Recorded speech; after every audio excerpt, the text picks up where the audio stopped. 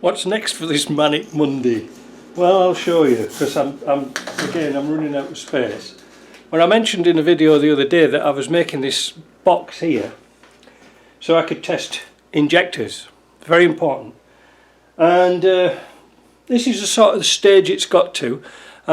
Ben gave me this gauge here, this setup, and I like this one better than the other one because the handle comes out.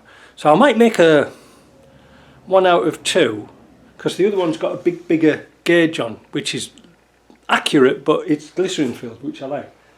So the idea is, as we pump, not pump, but as we pump, we can squirt into this Pyrex glass here, and then with the motor at the back, it'll extract the fumes.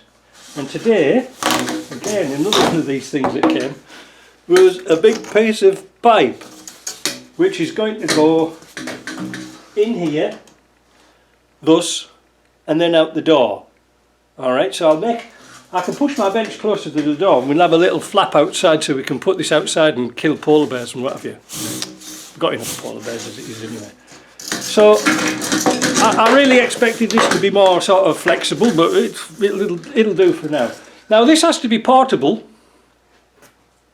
because sometimes I might have to use my bench and move it somewhere else. So it's not going to be fastened to the bench, but it's going to be fastened to this wood. And then once we've got this worked out here, we'll get some more thickness of wood and make it nice and really solid. So we're going to screw it to this, then screw it to the wood. Now I've been messing about this morning bending these pipes.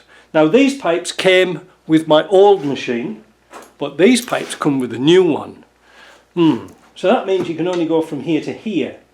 That meant having something up higher, a little bit unstable, but you really need to have some sort of an extraction method, or do this outside when you're testing for injectors. The fumes are terrible and they're sticky, they get everywhere, and then dust sticks to it. Oh, it's a right mess about. So that's what we're going to do today. Now, to join the pipes together, I have a piece of exhaust pipe here, and that just to say fits in there. Well, it fits in there, but it's a bit slack.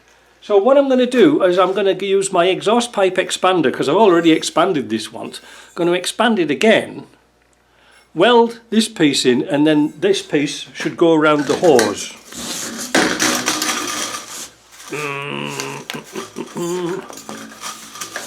Thus, see, that's a lovely fit for there. That's going to be nice. I think it's 50mm, so I'll get that to go on, and then we'll expand this other bit here to the size of the machine, and then we'll weld it, put some seal around it, and everything will be good. I hope.